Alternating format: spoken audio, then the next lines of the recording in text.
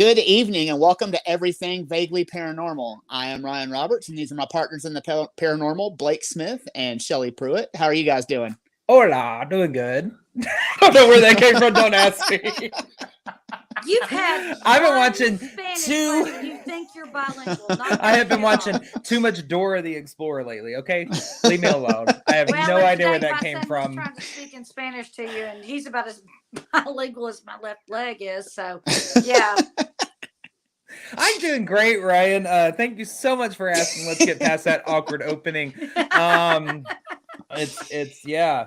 See, we just started and y'all can't even behave. What else is new? That's true. I mean, neither of us can behave, so. Oh gosh. Nothing new. Hi, Nothing yes. new. Hi, Ryan. Yes. Hi. Hello. Doing How fantastic. Are you? Doing great. Thank you. Good. Well, tonight, guys, I just kind of want to jump right into this because this is something I'm very excited about. We're going to be covering a cryptid that's kind of from my area of the country where I'm from originally. It's probably about maybe an hour and a half from where I grew up. We're going to be covering the what? Did you say Pflugerville? I said Pflugerville. Well, for people who don't know, I'm pretty sure I've mentioned it a million times on the podcast. Probably, I am from North Carolina originally, and the cryptid that we're talking about tonight is the Lizardman of the Bishopville Swamp in Bishopville, South Carolina. And that area is probably about an hour and a half from where I'm from. And you kind of hit it on the way to the beach when you're going out towards Myrtle Beach or out that direction. So I kind of grew up. Does the Lizardman? See, I'm telling you, I don't know where I'm at tonight. Anyways, where are we? What are we doing? We're doing a live broadcast. All right, cool. Does the Lizardman eat liver mush like you do? Oh, liver mush? Yeah, whatever that nasty crap is. Oh no, dude! Hey, do not disparage liver mush. Liver mush is fucking delicious. Let's not get back on that job, buddy, Ryan. I mean, he could eat liver mush. I suppose he may have even had his own brand of liver mush at one point. Don't quote me on that. That might not be true, but oh god, as we get into this story, you'll kind of see why I said that. Okay. So we're just going to go ahead and jump right into it and go deep into the swamps of South Carolina.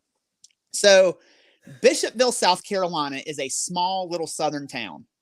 It's nestled deep in the PD region of the state. Now, there is the PD River that flows through the PD region. It also flows through North Carolina, and it's named after an Indian tribe that used to be in the area. And the PD River also, it winds through some pretty dense vegetation. It winds through Tupelo and gum and oak trees that line its banks. And it's a tiny town between Florence, South Carolina, and the famed Darlington Raceway. For all you NASCAR fans, y'all know where that's at.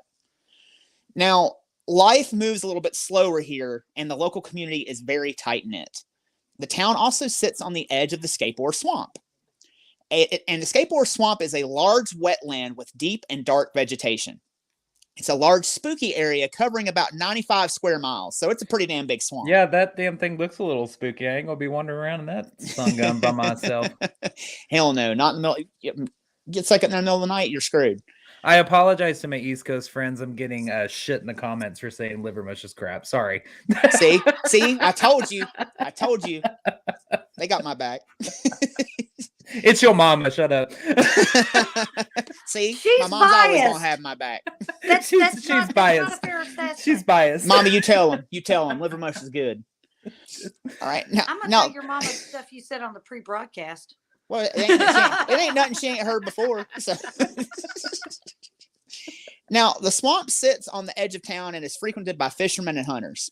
And in 1988, the swamp and town would become the center of a media firestorm. A sighting would shake up this little community and put it on the map.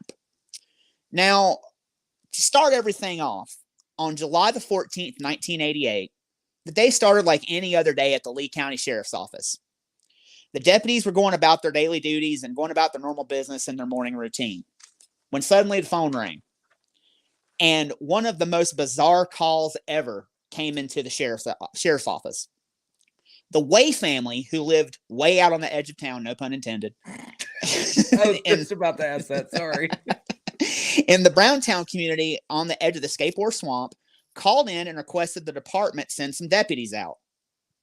They said the previous night that their 1985 Ford LTD had been quote-unquote mauled by something. And it happened as they slept, and the family heard nothing all night long outside their house. But when they awoke that morning, they went outside to find their car in great disrepair. The car had heavy damage to the hood, the sidewalls, and the chrome molding. At first, they thought some nefarious individuals had come by in the night and vandalized their car. But the damage didn't look like it was influenced by humans. It looked as if it was the handiwork of some sort of animal.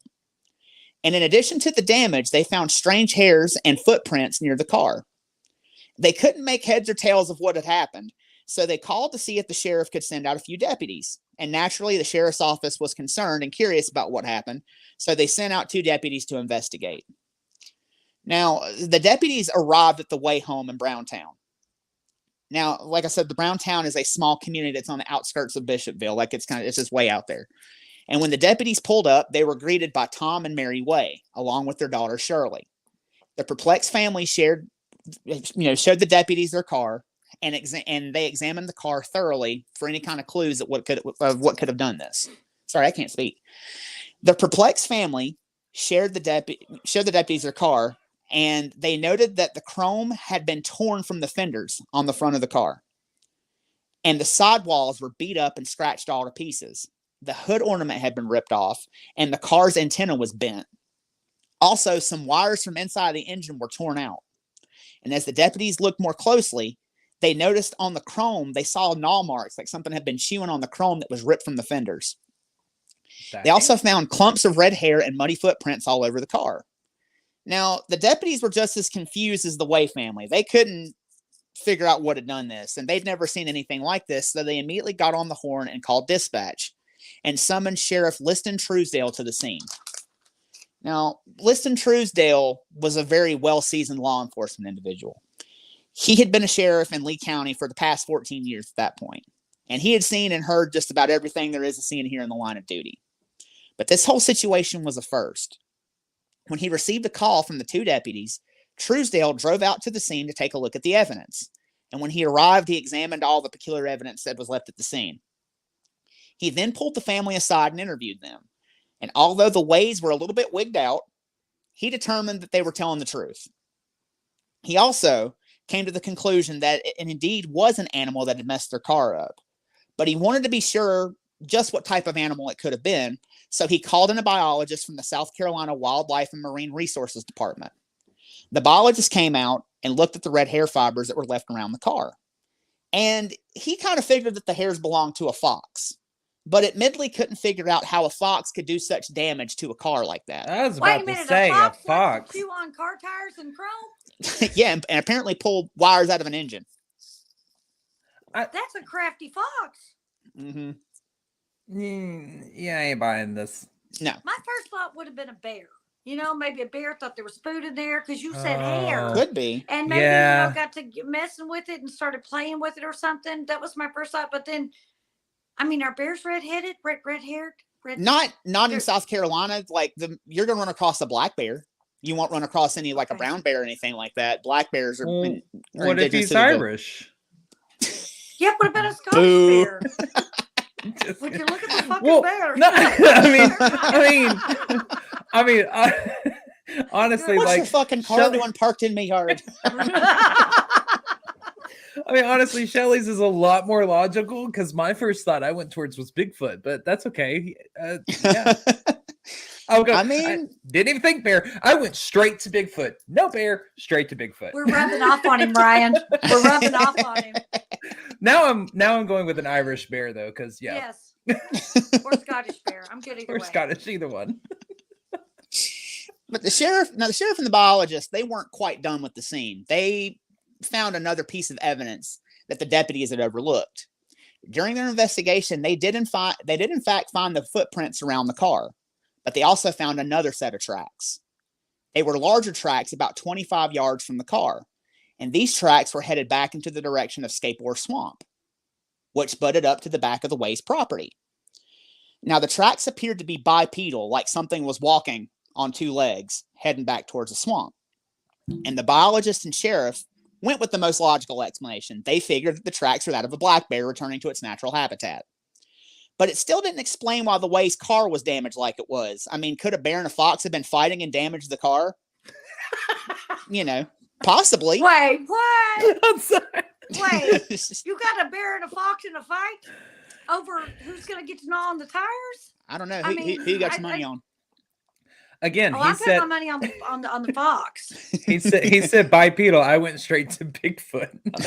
Well, bears, in the circus, they can walk on their hind legs. They can, but they don't walk on their hind legs for very far. And black bears tend to walk on all fours more so than walk on their... This is a Scottish bear. Let's get that reestablished.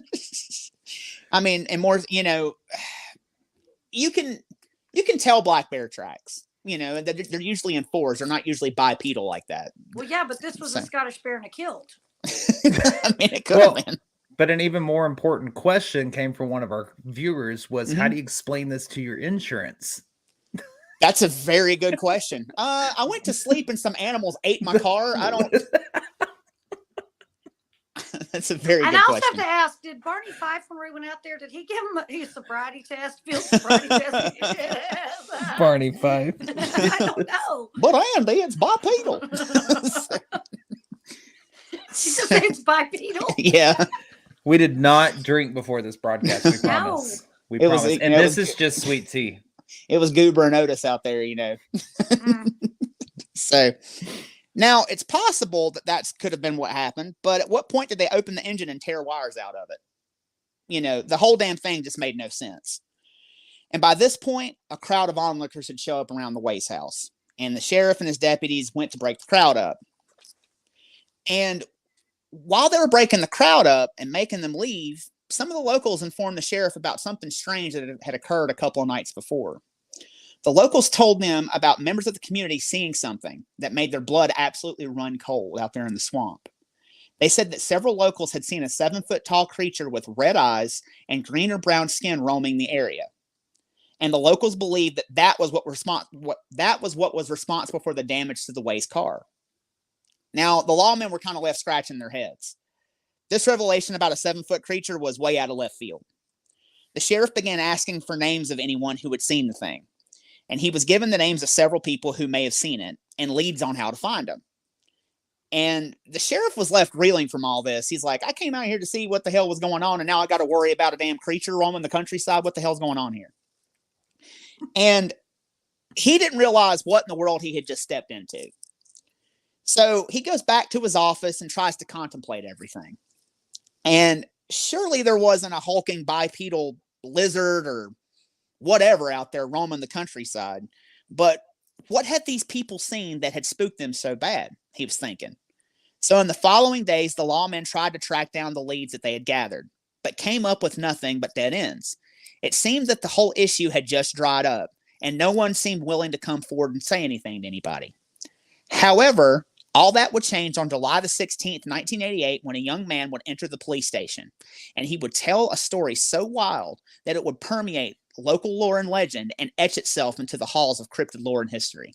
So at this point, we're 2 days a couple days removed from this. Yeah. Okay. So we have the sighting July 14th, 2 days later, July 16th. Okay. All right. A few days removed. Making sure and keep my timeline down. Oh, you're all good.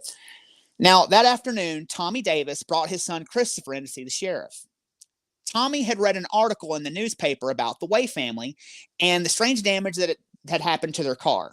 And he said it sounded eerily similar to the damage that his son's car had sustained a couple of nights before, when he encountered a strange creature a few weeks earlier on June the 29th, near the State Forest Swamp. Rogue Irish bear running around out there. Now, Tommy figured it'd be a good idea to let the sheriff know about it. So he urged his son to tell the sheriff about what happened. What, Blake? I just have this image of this bear in a kilt doing some Irish dance, like on top of the car, just like. Well, don't read ahead. Oh, shit. Sorry, didn't mean to jump your story there. What is that Celtic dance called that's so cool where they do the stepping thing? The jig? No. I don't I don't know. Oh, river dance. River dance. Yeah. Dance up there. Yeah, that's what I'm talking about. It's Michael Flatley's bear. Look. So Chris goes. The mental image. Go ahead. Sorry. So Chris goes to tell the sheriff the story, and Chris said he had been working the night shift at McDonald's that night. He was in high school. He's about 17 years old. He had a little job at McDonald's during the weekend. So it was rather late when he got out, and he said he started heading home about 2:30 a.m. going down Browntown Road, which took him through the middle of the heavily wooded Skateboard Swamp. He crossed the bridge over the swamp and was about a mile down the road when suddenly he heard a loud pop. He realized the sound was his tire blowing, and he had to pull over and fix it. He didn't have a flashlight, so he had to fumble around in the dark to fix his tire with nothing but the moonlight as his guide to get this done. And after a lot of frustration and cussing, he was able to get it changed. He was packing up all of his tire tools when suddenly he noticed something about 30 yards away in the brush. He saw a large 7-foot creature, green and wet, with glowing red eyes, and it was in a full sprint running towards him, waving its arms. Green and wet. He noticed it was wet. Yeah. And it's running at him going, yeah. Now, Chris thinking... Sounds like Chris my last date. So Chris, thinking fast, jumped in the driver's seat of his car. And as he sat in the car, he said he saw the creature from the neck down and noticed that the creature had hands. And on its hands, it had 3 fingers and these long black claws. The creature then jumped on the roof of his car and let out a deep grunt. Chris, breaking from his fear-induced stillness, decided it was probably best to get the hell out of Dodge. So he turned the car on and stomped the gas pedal. And as he took off down the road, the creature fell off the top of his vehicle. But it got up and gave chase. And Chris estimated he was running about 35 miles per hour when it caught up to him. It again jumped on the roof of his car, and Chris heard sounds of clawing and banging as if it was trying to get in. So he naturally swerved back and forth, trying to get the creature off the top of his car. Eventually, he didn't hear it anymore, so he hightailed it home. And as he skidded into the driveway, he furiously honked the horn to try to wake his family up to unlock the door, and parked his car, but left it running and ran inside.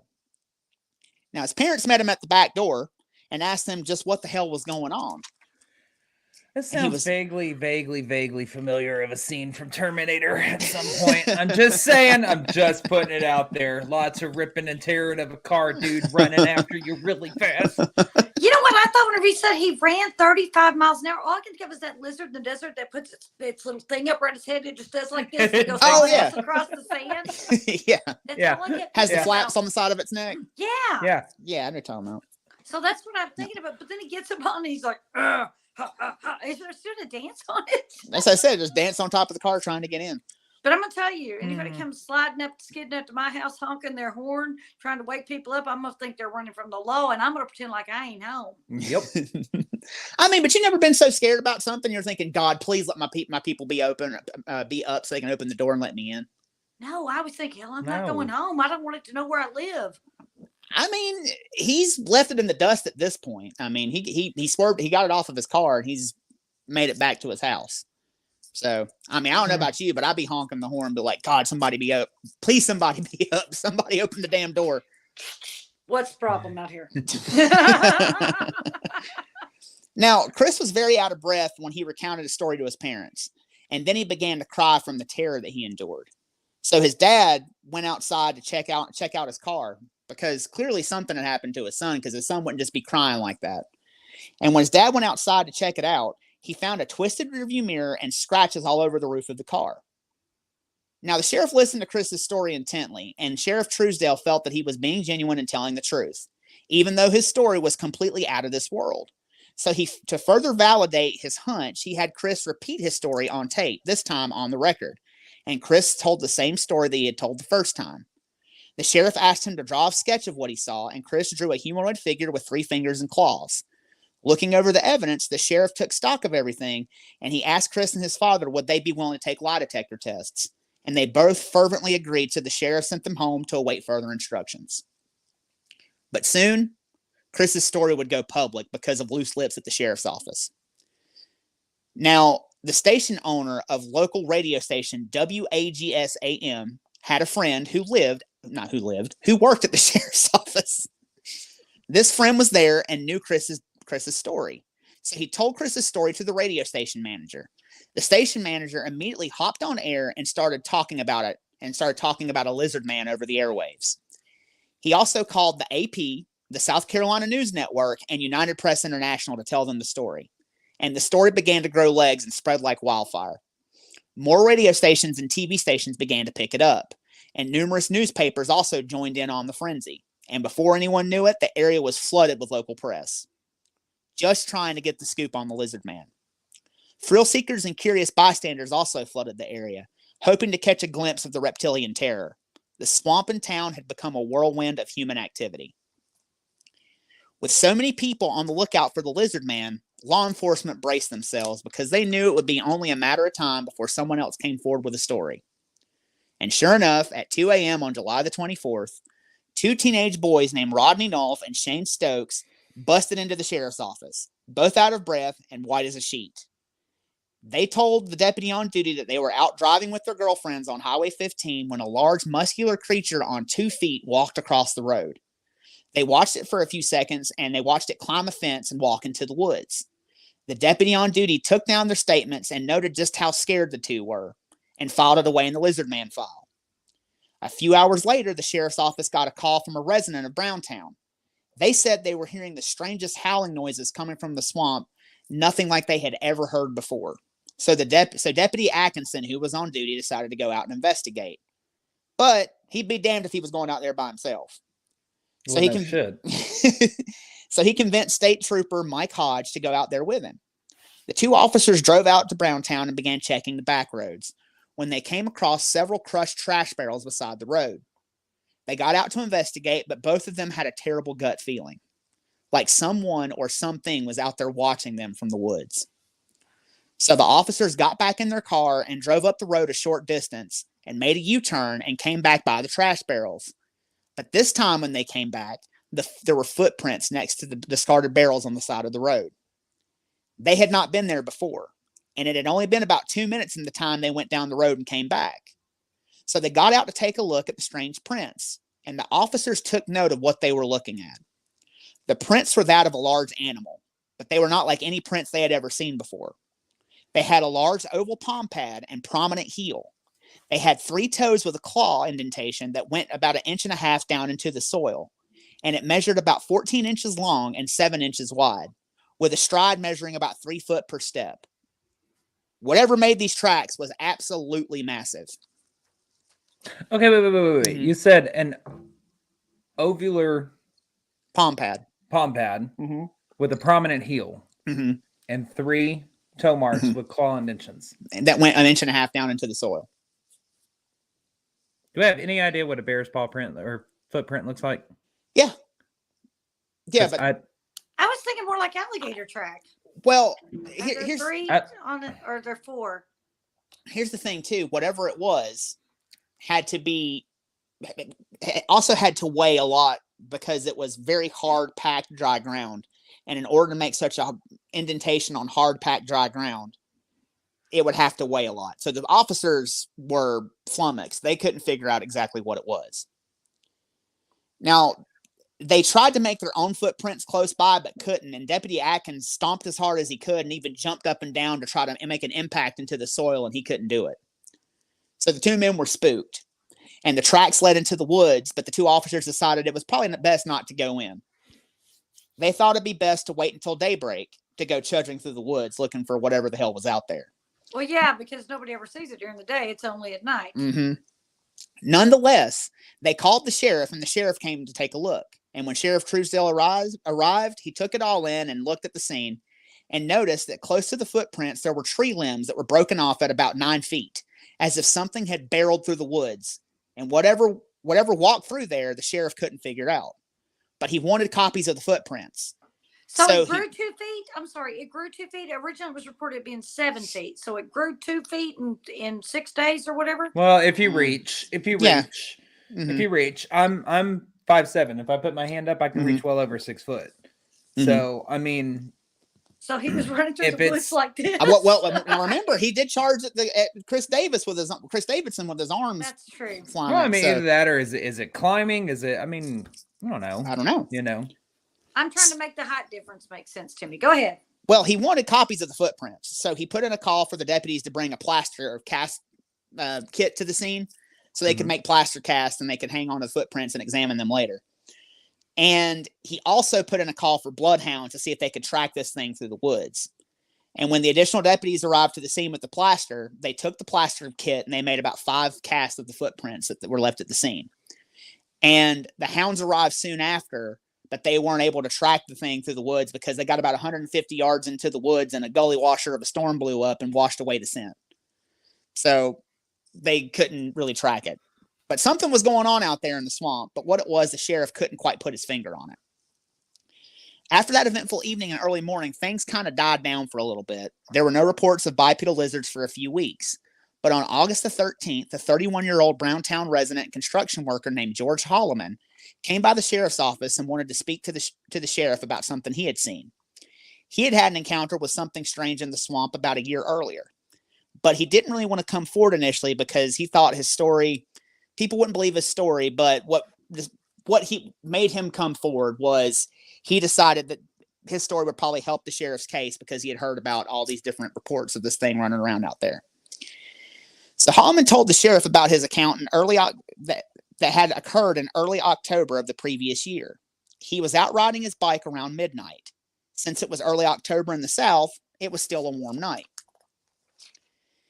He had worked up a powerful thirst from pedaling his bike around. And so as he crossed the skateboard bridge, he pulled over by the swamp. Now, beside the skateboard swamp, there is a little artesian well. So he was going to get himself a drink. He got down in front of it and got a few swallows of water, quenching his thirst. And he soon stood back up and lit a cigarette, surveying the scenery on a beautiful moonlit night there in the swamp.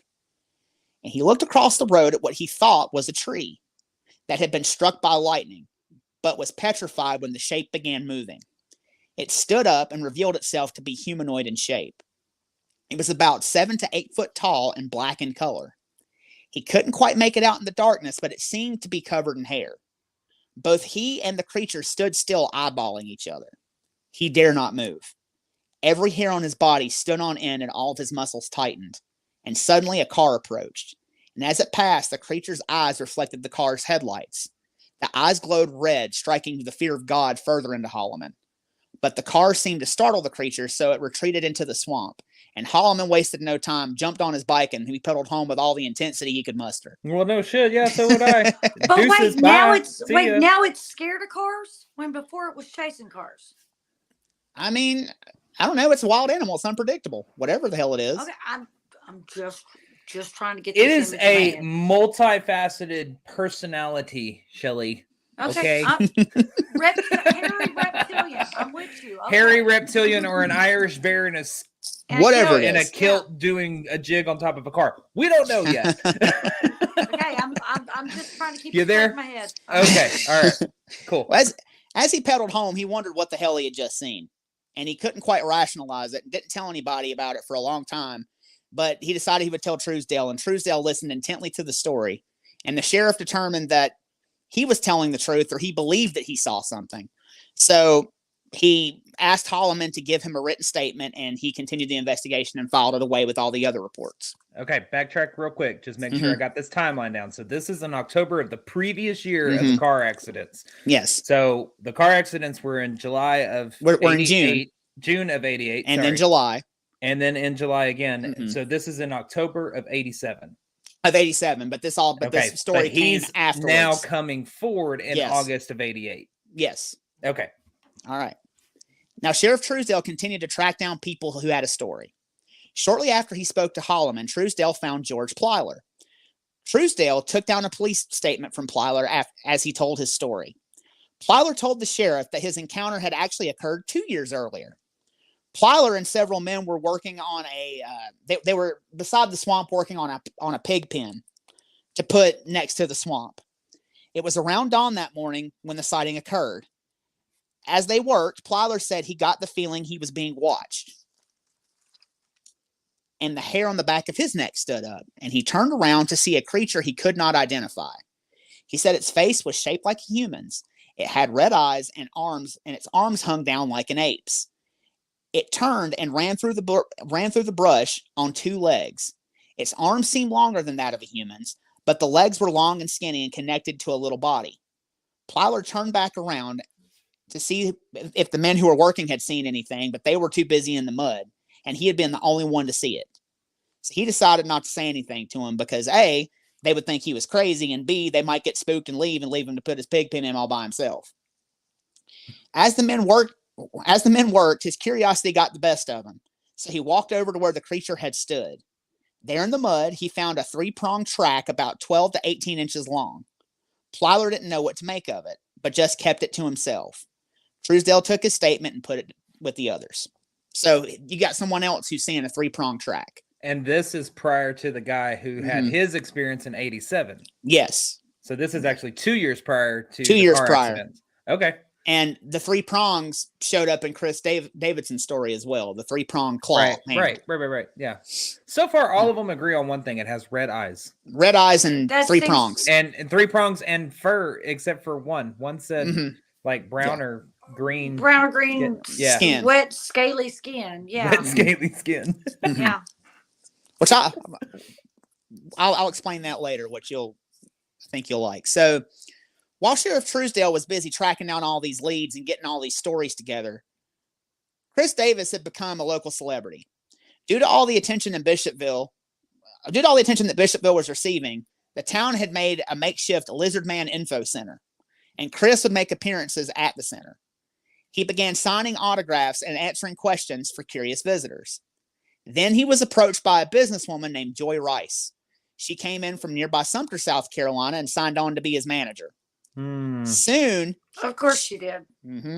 Soon, she was charging money for Chris to appear publicly and tell his story. And she was also selling T-shirts with him and the Lizard Man on them.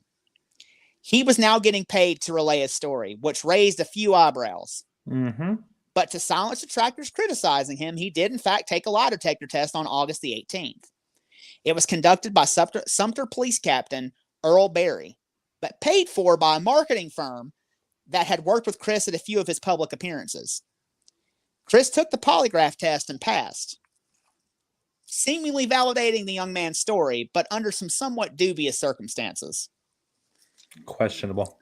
Something I will say, side note here, something I will say about this is he himself never seemed to be comfortable with all that. He just was kind of, you get the sense when you read his story that he was kind of caught up in the whirlwind of it all. And so like all these shysters came out of the woodwork to kind of pounce on his story and make money off of him and make money with him.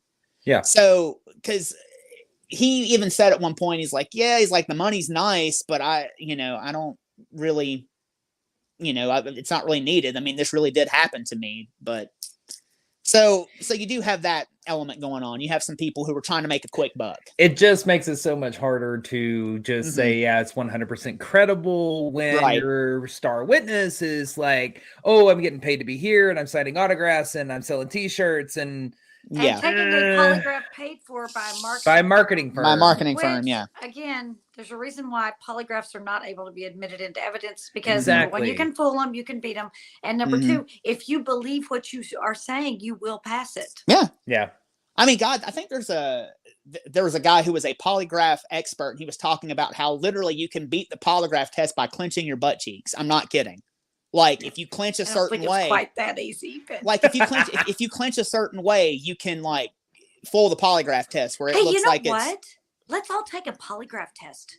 Who knows how to administer those? Hell no, because as soon as I get my ass strapped to one, Shelly, you're gonna be like, so Blake. I have questions. I have questions for you, and you're gonna answer them.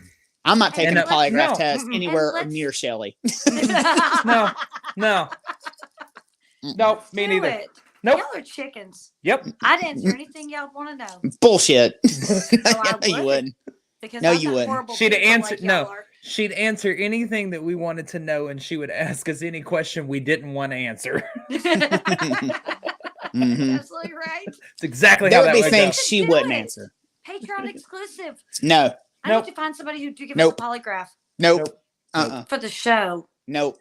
For the show. No. I am. I want you to know, people, I'm all in for you, and these two fuckers, they won't do it. Nope. I am a good and devout Christian person. Me too. Lie. Me too. Ryan, go on with your fabulous story. Well, soon it wasn't just local press Bishopville and the police department had to worry about. National news agencies descended upon the town as well. making the small town famous nationally. CNN, CBS, NBC, and ABC were all there, trying any and everything to get a story. Paul Harvey even mentioned the Lizard Man on his nationally syndicated radio show. Dan Rather. Good day. Dan Rather himself. Paul Harvey, sorry. You know who Paul Harvey is? No, I said I love me some Love Paul some Harvey. Paul Harvey. Paul Harvey. Good day. Now, Dan Rather himself even interviewed Sheriff Truesdale. And for a while, every Yahoo in the tri-state area flocked to Bishopville to sell any piece of merchandise they could slap the Lizard Man on.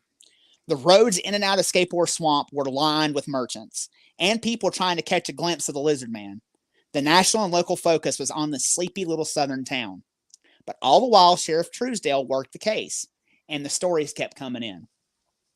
The next person to tell Truesdale about an encounter with something out of the ordinary was Colonel Mason Phillips, who was a very high up in the Army Corps of Engineers. He and his wife were coming back from a wedding rehearsal dinner, and they were driving near Ashwood Lake. As they rounded the corner, they saw a large brown creature cross the road. It was about 8 foot tall with a tail that didn't quite reach the ground. Colonel Phillips slowed down so they could get a better look at it, but it had run into the woods, and he wasn't about to stop and go looking for it. Both he and his wife were so shaken that they just kept on driving. And Truesdale took his story down and put it with the other official written statements and just kept working the case to see if he could get any more leads. So now we have a tail. Now we have a tail. His is the only eyewitness account where he says he saw a tail.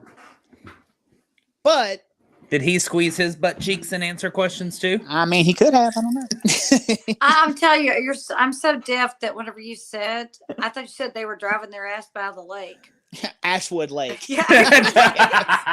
driving their ass by the way. Driving their ass by the lake, coming home from wedding rehearsal dinner or whatever. I was like, well, do you want to tell us, Lake? And I went, oh, wait, I think you did. Hang on. I'll catch it here in a minute. Say, where's that lake? So after the colonel came forward, with his encounter, things kind of died down for a while. The press had milked the Lizard Man story dry and become bored with it, and they packed up and left town along with the merchandisers who were just trying to make a quick buck. The thrill seekers and the amateur monster hunters stopped coming, and the town was no longer the center of the universe. Things returned to normal, and the police went back to normal police work. Truesdale left the case open and continued to search for leads, but none came, and he considered the matter closed. Whatever had been out there in the swamp was nowhere to be found and had gone dormant. The sheriff could finally put the business behind him, and he did for about a year, until the Blithers family had their encounter. On July the 30th, 1990, Brenda Blithers and her 5 kids left a restaurant in Bishopville. Bertha Blithers, her son Johnny, who was 18, her daughter Tamika, who was 11, her daughter Krista, who was 5, and her 2 twin boys, 4 years old, all loaded up and began driving towards their home in Camden, South Carolina. They drove along Browntown Road, going westbound, and at about 10:30 p.m., they crossed it. What happened to Shelley? I think the alliteration got her for the kids. Bertha Blithers.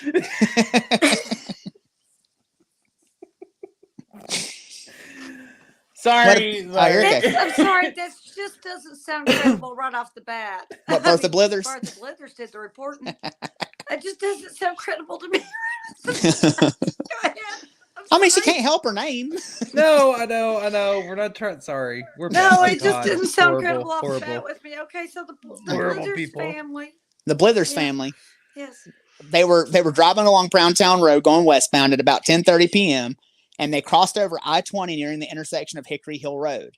All of a sudden, a large creature appeared from out of the darkness and lunged at the passenger side window towards Tamika, who had her window rolled down. Tamika screamed at the top of her lungs, and Bertha swerved away from the behemoth. Bertha said, quote, she was looking straight ahead and saw this big brown thing jump out the window.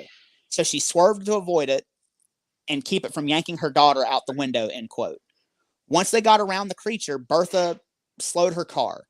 She was trying to get her bearings after dodging whatever the hell that was. And her son looked out the back window and alerted his mother that it was still there. They watched it, quote unquote, lope across the road and into the woods. They said it walked like a human on 2 legs, but was much bigger and was hunched over. Bertha said it was tall and wide and had 2 arms like a human, and it was covered in hair, but was not a deer or bear.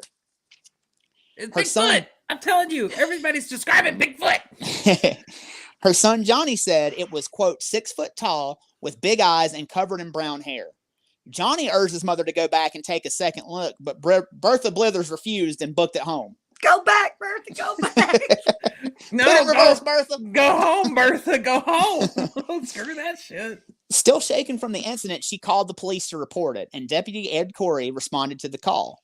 He drove out and searched the area, but didn't find anything amiss. And he also searched for tracks, but couldn't find any. Whatever it was long gone. The Blithers family went down to the sheriff's office the next day. The witnesses gave their statements to Sheriff Truesdale. Truesdale, being the consummate lawman, made sure that the witnesses were all interviewed separately. He wanted to see how well their stories matched up and if he could shoot holes in their story. But each one told the same story, and the story was airtight. They were also adamant about not wanting anything to do with the media. They just wanted their story told, and they didn't want any unwanted attention from anybody else. And this further validated their story to Truesdale because they didn't want any media. So he filed it away in the Lizardman file, like he had everything else, and continued to investigate. Because what else are you going to do? I mean, you got a mythical creature running around. I mean, just gather all the stories you can and keep looking. That's a little more interesting to me, though, with Bertha Blithers. Yeah. And her family, that it's like they all have the same stories. Yeah. You are so going to hell, Shelley. They have the same story. What are you kidding? What are you talking about? And then on top of that, they're like, we don't want any media. See, that always, to me, that always lends a little bit more of a credibility behind it. Me too, because they don't have anything to gain. Drinking and was trying to explain how to her husband how she scratched the car. Well, Bertha was a single mother. Oh. And she had taken her kids out for some food. So, but she could have been drinking. I don't know. Bertha might have had a few. I don't know if she did or not. So, but I I'm with Blake though. I do think that story is probably the most credible out of anyone's because they don't want the media attention. They don't want anyone else to really know about it other than the law enforcement. Like, hey, this is what happened to us. If you can give us any answers, please do. I have this mental image of Bertha Blithers in my head, y'all. Shelley, you're going to hell. She went out in her nightgown with her hair and curlers in her finger. She went down in a burning ring of fire. Get in the car. We're going to Dairy Queen. No, you can't get no damn blizzard. But the question is, at that Dairy Queen, do they have the lizard blizzard? Boo. Maybe. Boo. It's my dad joke for the night. Go on, Ryan. Finish. So he filed it away with all the other stories in the Lizardman file, but it was another 2 years before the Lizardman was spotted again. In 1992, Brian and Michelle Elmore came to the Sheriff Truesdale with a story. They had seen something they couldn't explain the previous fall, but they were too scared to come forward with it because they thought that no one would believe them. It took them until May of the following year to work up the courage to tell anyone, but now they wanted to let the sheriff know what they had seen. The couple told the sheriff they were driving along Gum Springs Road, another road in the Browntown community, around 12:30 a.m. Brian noticed a strange animal in his headlights. Whatever it was huge and was crouching beside the road. Brian saw it stand as they passed. So he saw this thing stand up, whatever it was, on the side of the road. And he asked Michelle, had she seen what he did? She said it must have been a cow, but Brian wasn't buying that. So he wasn't buying that, man. What he saw was no cow. When does a cow stand up? I'm like, move. Now, these are South Carolina standing cows. These are different. Okay. Oh, is that what they are? I've never heard of them. Must be a special species that you'll have down there. Okay. Now, she said it must have been a cow, but Brian wasn't buying that. And what he said he saw was no cow. So he wheeled his truck back around so they could go back and see what it was. As he turned around and headed back towards where they had sighted it, it was running towards them. Oh, Brian had to swerve to avoid hitting it. It then ran in front of their truck and into the woods. The couple both described the creature as looking like a gorilla, but it was much bigger than any gorilla they had ever seen. They said it was about 7 foot tall and covered in brown or black hair, and it ran slumped over with its long arms above its head. Just like you just did. Like a gorilla. Truesdale was listening, and he said he found the couple's story to be very credible. He said it was very similar to the Blithers encounter, kind of like what they had seen. And both groups had encountered an aggressive bipedal ape-like creature, so it seemed to Sheriff Truesdale like there was a Sasquatch-like creature roaming the countryside, out and about stalking the swamps of Bishopville. Bigfoot. He believed that all of these witnesses believed what they saw. Too many people had encountered something for it to be nothing. But whatever it was, lizard man, Sasquatch, a black bear, he couldn't say. South Carolina standing cow? South Carolina standing cow. He himself couldn't quite reconcile the high strangeness aspect of all this. And after the Elmore sighting, the sheriff didn't hear any more about the creature. Whatever it was seemed to disappear into the swamp without detection and stop scaring the bejesus out of everyone in town. But the sheriff never closed the case on the lizard man. He did his due diligence and chased down every lead that he possibly could have. He wanted it solved so his community didn't have to live in fear, but ultimately wound up with no conclusive results. He retired in 1992 and lived a long, healthy life in retirement. Whenever journalists came looking for the lizard man, he was happy to share his stories and his witnesses' stories and give them advice, hoping that they could give him some sort of conclusive results and help him figure out just what the hell was going on all those years ago in his community. But no answers ever came, and the good sheriff passed away in 2015 at the age of 86. Mm-hmm. However, the question still remained, what did the people of Browntown see out there in the swamp? Now, there's a couple skeptical theories that we're going to run through before we get into what I think it was. One explanation that skeptics offer is that the lizard man was a black bear. No. However, that's not possible. Not every report of the lizard man described it as having fur. The ones that did say it was hairy also described it as being ape-like. Most of the people that witness this thing are familiar with local wildlife. Chances are that they're hunters and fishermen, and they have lived in the area, so they know what the local wildlife looks like. And they've probably seen a black bear. Black bears are not, plus they don't have 3 toes and look ape-like or lizard-like. Therefore, they would have left bear tracks and not the strange tracks the creature left behind at the Way incident and the Plyler incident. Another skeptic's theory that was offered was that some residents in town said it was a peacock. A couple of them had seen, couple of them had seen a green peacock running around the swamp. Although green in color, a small bird is nowhere near what people reported. They don't walk like apes and they don't damage cars. Plus, people are very familiar with what a peacock looks like. It's a stretch to say that's what people were seeing. Another theory is that it was perhaps an exotic pet that escaped. People do keep strange animals as pets, anything from exotic birds to spiders to lizards and even chimps. But no one is keeping a 7-foot hairy behemoth as a pet, at least nobody I know. This thing was bigger than any domesticated lizard or ape, so that rules out that possibility. But the one thing that skeptics can hang their hat on this whole case is that the plaster casts of the footprints that were taken at the scene when the 2 deputies, the deputy and the highway patrolman went out to take a look. Through testing and analysis, cryptozoologist Lyle Blackburn and Destination Truth host Josh Gates found the tracks to be fake. Every footprint was identical to the 5 made. Too much lined up for it to be actual footprints. Had they been actual footprints, they would have been different sizes and they would have had different impressions because of the different weight distributed on the soil. We learned that last week. But that doesn't account for the numerous sightings of whatever it was. So if it was none of those, what could it have been?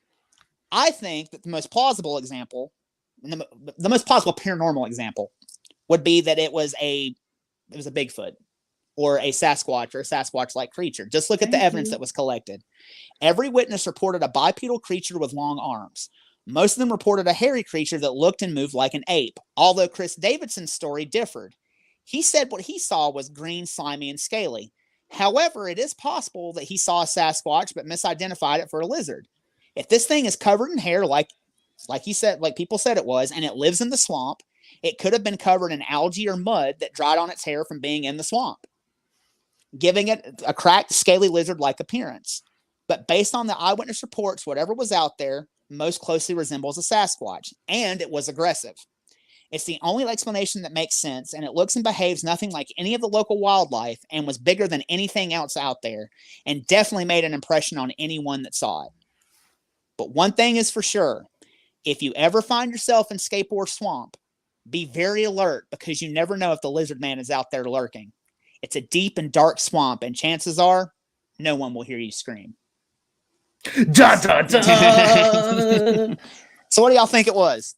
Okay, I'm trying. Sorry, I was looking down at my phone for. Yes, I hate looking down at my phone on a broadcast, but I was trying to see if there was casts of these prints that were out there, and I found something, and I've just sent them over to our producer. I'm going to see if she can get them loaded up for us to be able to. So, Brittany, whenever if you can get that in, whenever you can, just throw the picture up, and we'll take a look at them. So this is the best thing that I was able to find that resembled, I guess, close to what the cast would have looked like. These are not the cast, but this is what they would have resembled. Anyways, Bigfoot, hello. Been saying it this whole time. Yeah. Bertha Blithers, Brenda, what was her name? Bertha Blithers. Either that or I really could go for a South Carolina standing cow. I think that might be the winning ticket. Just might do it. I don't know. Shelly, what do you think? I'm calling bullshit on the whole deal.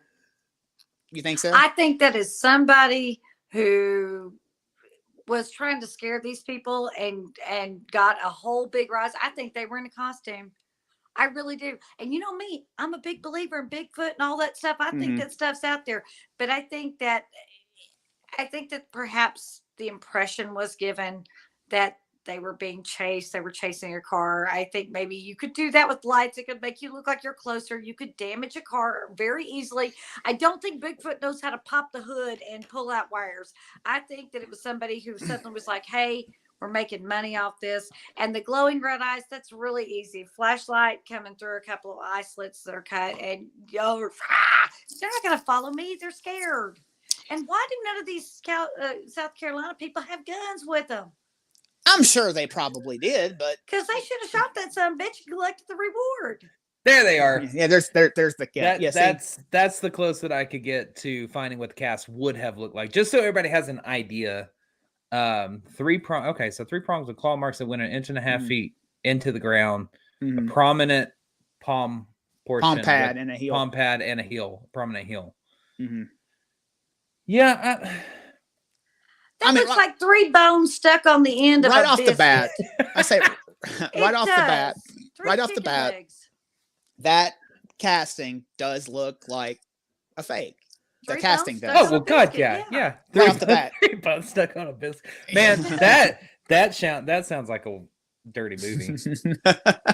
3 bones on a biscuit. 3 bones on a biscuit. Now I say, but that cast does look fake. However, I think that obviously that incident was fake because the cops went out there and someone was out there messing around and made the imprints while the cops were down the road. But I think that the Blithers incident definitely holds a lot of water. I think that they did in fact encounter something that they could not explain that tried to rip her daughter out of the car. And I think that the couple also saw something. And I think that the guy in the swamp who was out there pedaling at night on his bicycle also saw something. What they all seem to match up to be, and even the Plyler sighting. All of these things are, these individuals don't know each other. This is also the 80s too, and people, this is the country, people kind of keep to themselves out there. People don't really interact a whole lot. When was the last reported sighting? 1992.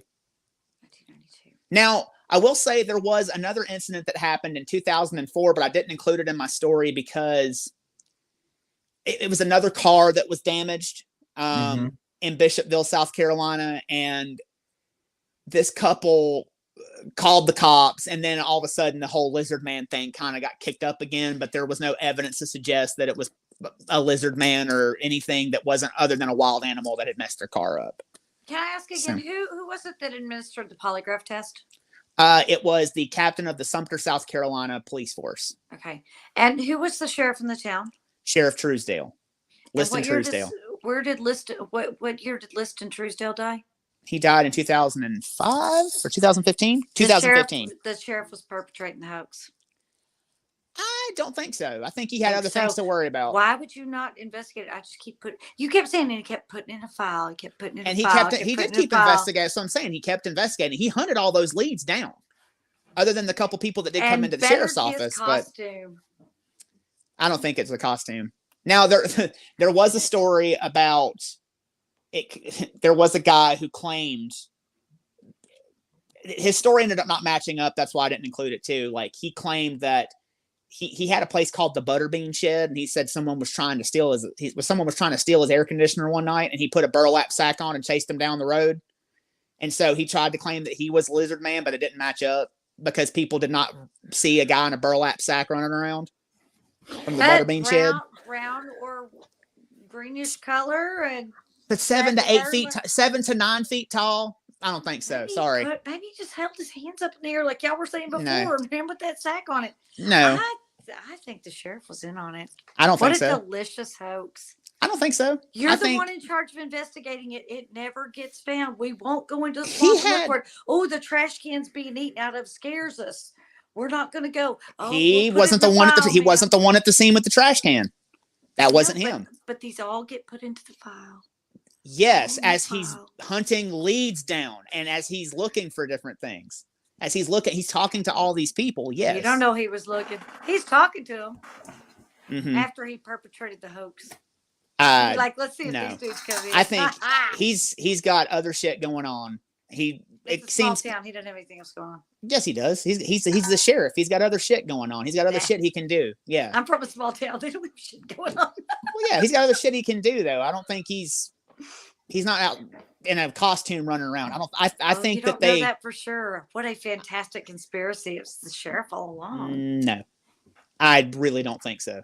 Then what is it? A Bigfoot.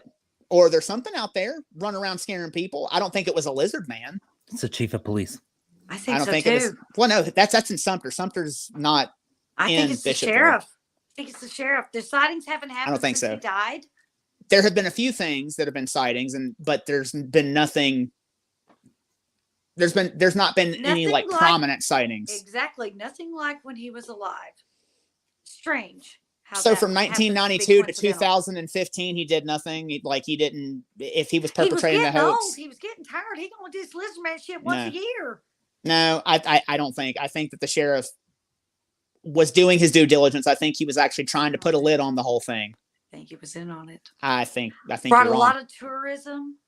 Brought a lot of people into town. Ain't nobody going to Bishopville, South Carolina. You said the media was there. Dan Rather interviewed him. They were at that particular juncture in time, yes, but you don't think he walked around with his chest out and was signing autographs? No, he actually seemed kind of annoyed and didn't really want the attention.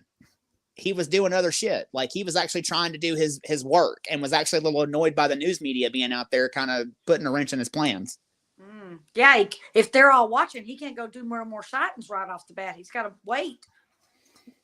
And funny how it died down while the media was there as well. Well, I mean, if you have a sighting of a fantastical creature or a creature in general. Well, they're coming hot and heavy there for a while. Then the media shows up and suddenly, oh crap, I'm going to. That annoyed me too if somebody was here. Well, when the media left is when I think the most credible sighting happened. That's when the Blithers sighting happened. I think that's the most credible one. And it was a couple of years after the fact.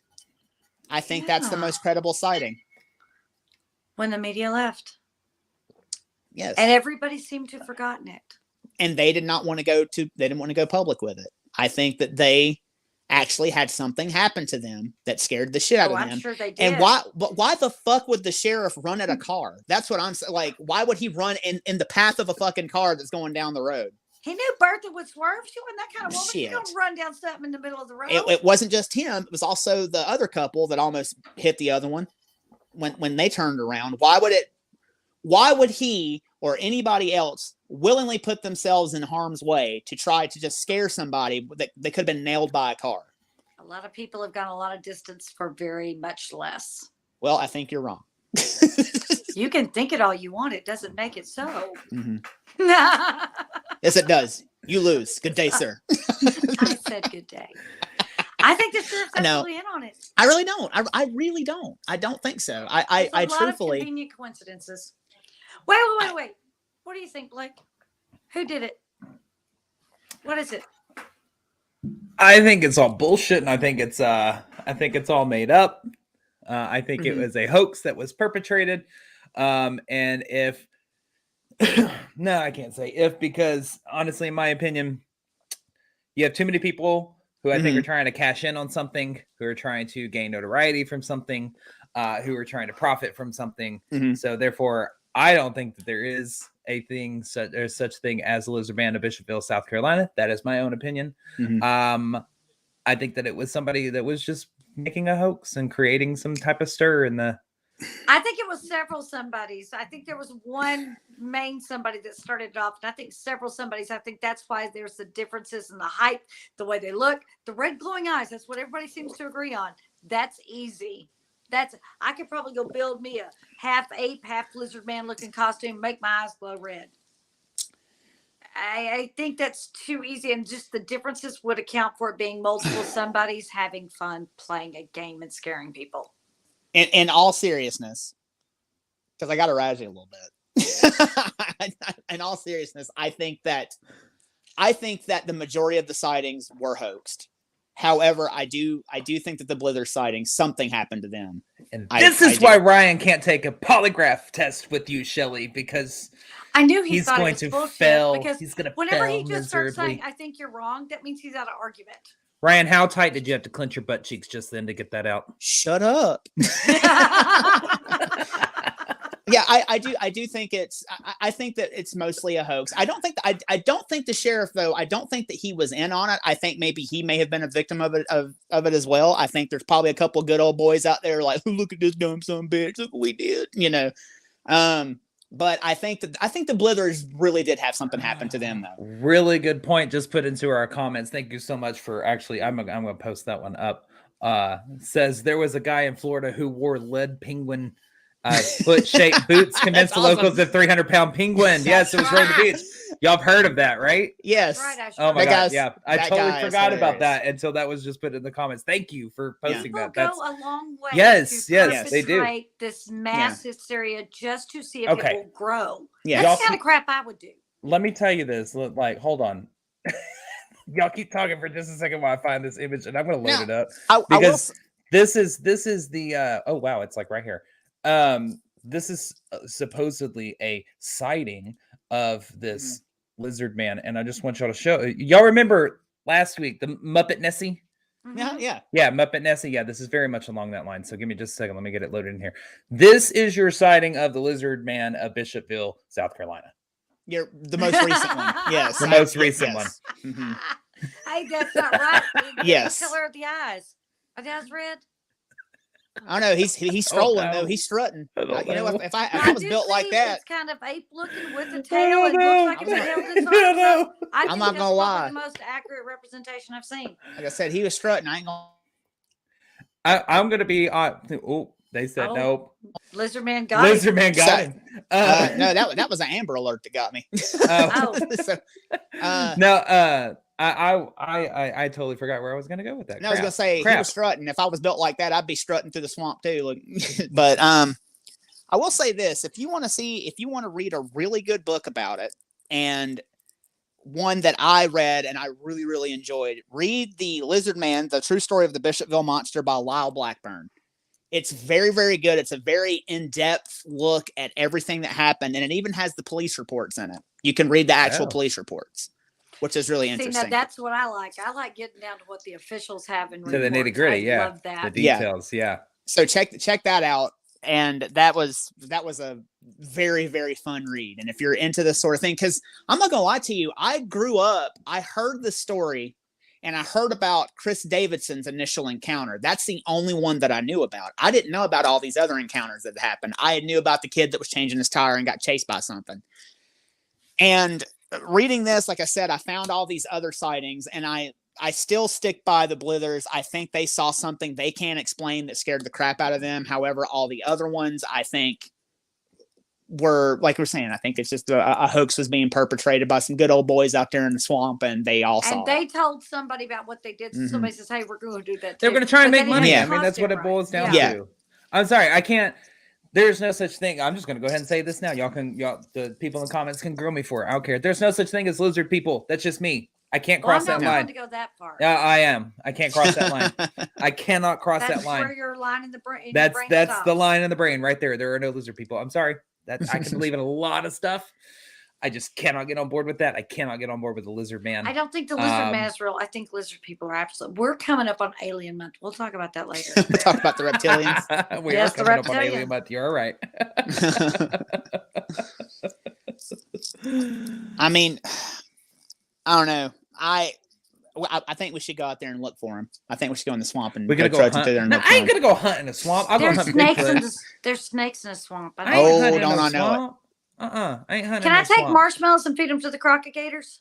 I'm sure you could if you wanted to. You gonna go trudging through a swamp? It's gonna be you gonna be fed to the crocalligators.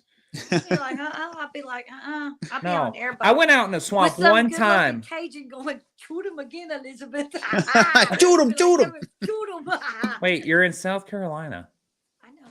There could be Cajuns up there. He might have moved up there. Cajun up there. People are mobile these days. They can move from Louisiana. I just like accents. I don't care. Listen, I went out in the middle of a swamp one time in Louisiana. I went on a swamp tour, and we damn near had a water Mexican like climb up into the flatboat with us. And he was like, "Oh, I got to get y'all out of here." Of course, real thick Cajun accent. He's like, "I got to get y'all out of here." He's like, "Because if that thing bites you, I have 45 minutes to get you to the hospital, and you were 40 minutes from one." And I was like, "Oh, yeah, okay, go, yeah, no." Well, I mean, this area that we're talking about with these swamps, like, so in eastern North Carolina, the topography and a lot of the biological system, everything is pretty much the same in eastern North Carolina and eastern South Carolina. They butt right up to each other. And I have relatives that live in the green swamps in North Carolina. And man, you got to be extra careful walking around out there because there's some places that look like ground and it ain't ground.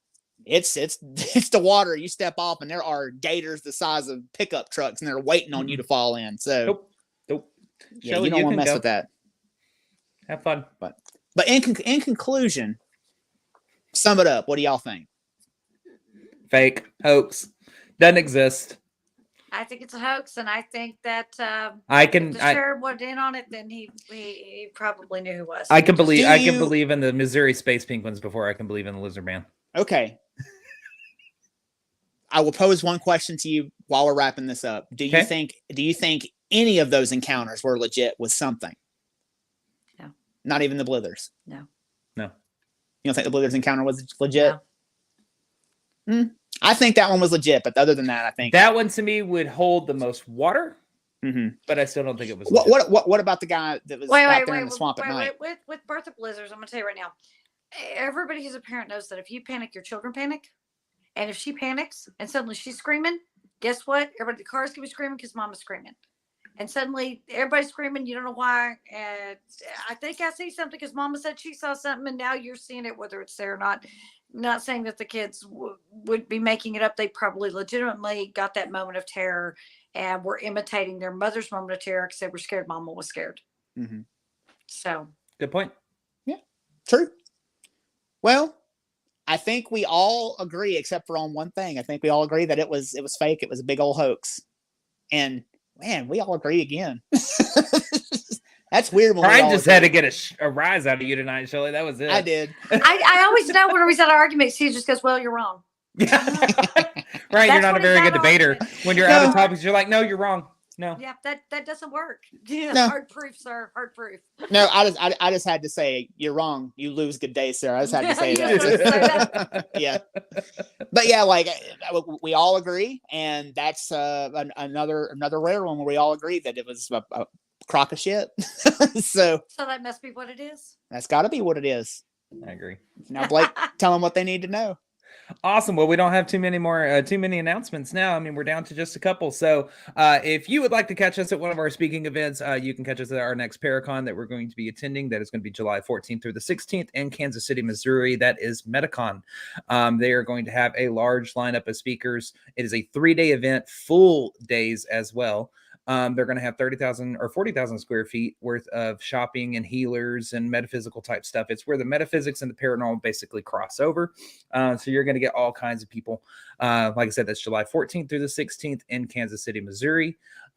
We will make sure that we will post the link tomorrow for you to be able to get tickets. It is going to be our Linktree link, which I will tell you about now. If you're not following us across all of our social media platforms, make sure you go and follow us. Use that Linktree link that we're going to post up tomorrow and go find us on all the different platforms, because we have different things coming to different social channels later on in the year.